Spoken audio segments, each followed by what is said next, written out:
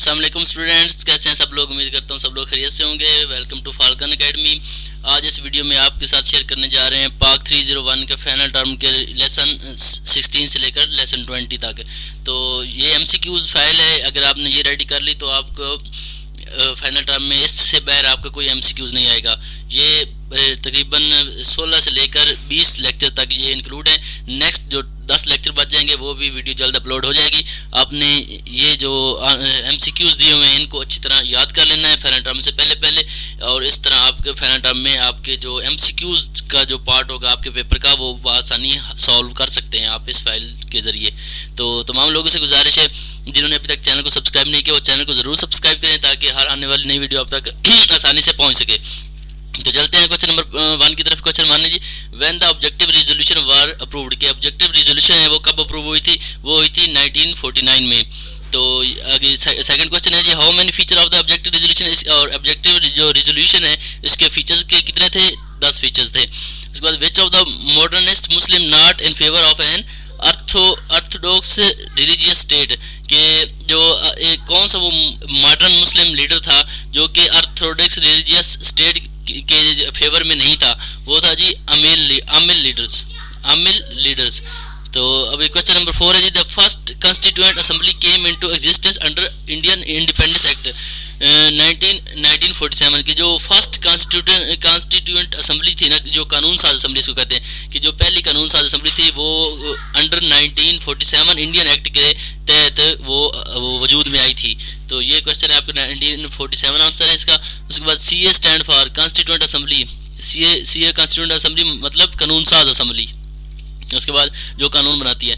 उसके बाद BPC stand for basic principle committee, BPC stand for basic principle committee. उसके बाद presented by basic principle committee on March 12 1949, के ये जो BPC कब पेश हुई थी, ये 12 मार्च 1949 को पेश हुई थी। उसके बाद BPC presented it's final report, और इसने अपनी फाइनल रिपोर्ट कब प्रेजेंट की थी, वो उसने पेश की थी 22 दिसंबर 1952 को। फाइनल रिपोर्ट BPC की जो उसने पेश की थी वो 22 दिसंबर 1952 को। उसके बाद when the Government of India was modified and promulgated in newly newly state of Pakistan, इसका आंसर है जी 1935। 1935 में जो इंडियन गवर्नमेंट थी उसने जो एक न्यूली स्टेट थी पाकिस्तान की, उसका जो एक आइन था उसको उसने प्रमोगेटेड किया था। उसके बाद है जी, the basic principle committee presented its first report on, और जो BPC इसने पहली रिपोर्ट कब पेश की थी, 28 सितंबर 1950, 28 सितंबर 1950 में पहली रिपोर्ट पेश की थी। उसके बाद how consist of constituent assembly was the number of members, के जो पहली कानून साज असेंबली थी उसके मेंबर कितने थे, वो थे 69। उसके बाद the first meeting of the CA constituent assembly was held on, जो इसकी पहली मीटिंग हुई थी वो हुई थी जी अगस्त 11 1947। उसके बाद first BPC report was published bye कब हुई थी पब्लिश, 1950 को। उसके बाद the head of state elected by joint session would be how year, मतलब कितने साल के लिए जो प्रेसिडेंट होगा वो जो हेड ऑफ स्टेट होगा वो कितने साल के लिए सिलेक्ट किया जाएगा, और सिलेक्ट कौन करेगी, जॉइंट सेशन सिलेक्ट करेगा पार्लियामेंट का और अपर हाउस का और लोअर हाउस का, और ये 5 साल के लिए होगा। उसके बाद है जी second BPC report was published by 1952, ये सेकंड इसकी 1952 में हुई थी। उसके बाद second BPC report upper house और lower house seats, second BPC में जो अपर हाउस सीट थी वो 60 थी और जो लोअर हाउस सीट थी वो 200 थी, 200 अपर में और 200 लोअर में, मतलब पार्लियामेंट में और उस असेंबली में।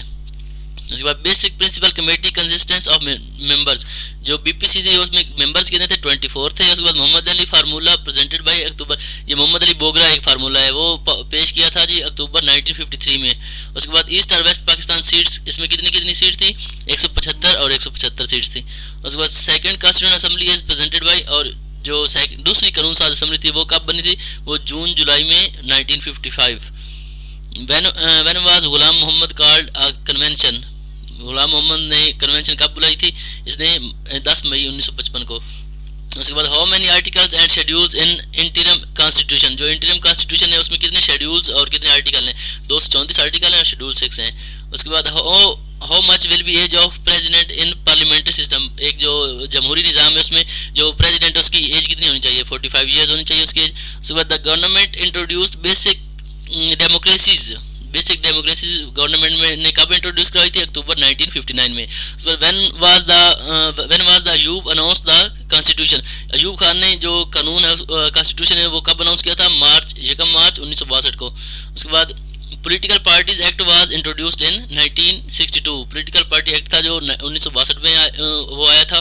उसके बाद the president referendum was held by the elected BD members on, जो प्रेसिडेंट रेफरेंडम हुआ था इलेक्टेड बीडी मेंबर्स ने कब किया था, वो जो फरवरी 17 1960 में। उसके बाद election to the national assembly and provincial assembly was held in April और मई में हुए थे 1962 में, कि जो नेशनल असेंबली के इलेक्शन थे प्रोविजनल लेवल पे।